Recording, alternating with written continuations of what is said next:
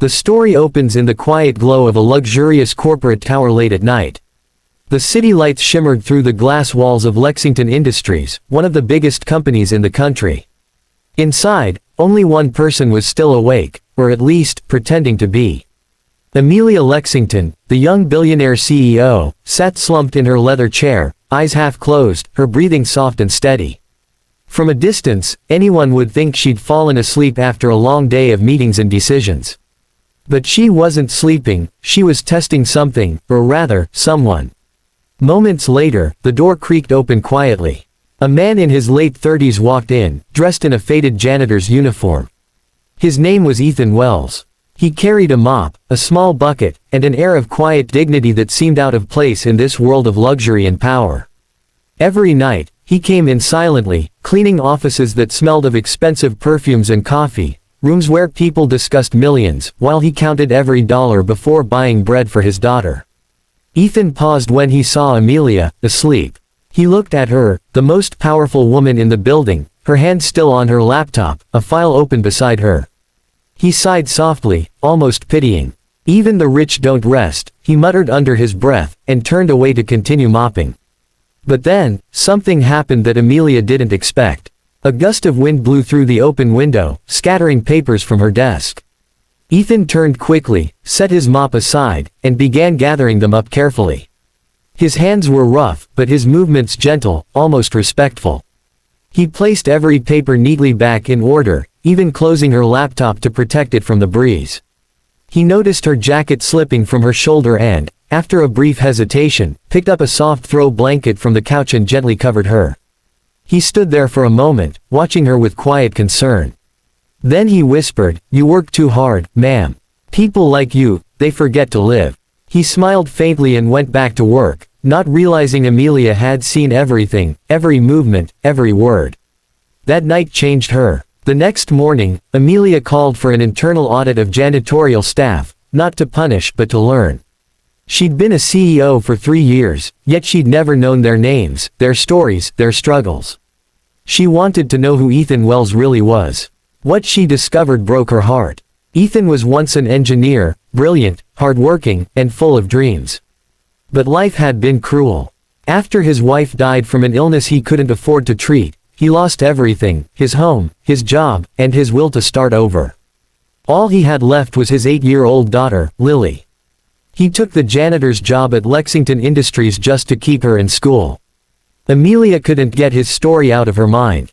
The next week, she called Ethan into her office. He entered nervously, thinking he'd done something wrong. He stood by the door, clutching his cap. "Ma'am, if I did anything inappropriate." Amelia shook her head gently. "Sit down, Ethan." He hesitated. No one had ever asked him to sit in this office before. "I know everything," she said softly. "About your daughter. About your past." Ethan lowered his head in shame. "Ma'am, I don't need pity. I just need this job. Please don't." She interrupted him with a smile that felt both kind and firm. "You're not losing your job.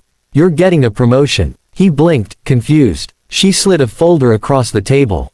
"You'll start next week as a maintenance supervisor.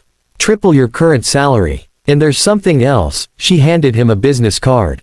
"You used to design systems, right? I've seen your old patent work. I want you on a pilot project, designing a sustainable air filtration system for our warehouses." Ethan couldn't speak. His hands trembled as he stared at the card. "Why me?" he whispered. Amelia leaned back, her eyes soft. "Because when you thought no one was watching, you still did the right thing. You took care of someone you didn't owe anything to. That's the kind of heart I want leading my team." For the first time in years, Ethan felt something he hadn't felt since his wife died, hope. Months passed, and the project thrived under Ethan's direction. His design not only succeeded but saved the company millions. Amelia often visited the work floor, talking to him like an equal, and every time she saw him smile, she was reminded of that night, the night she pretended to sleep, and a janitor's kindness woke her heart instead. But one day, the story came full circle. Ethan's daughter, Lily, now happy and healthy, came to visit her father's new office. She saw Amelia and ran up to her with flowers. "Thank you for believing in my dad," she said shyly. Amelia knelt, touched by the sincerity in the little girl's eyes.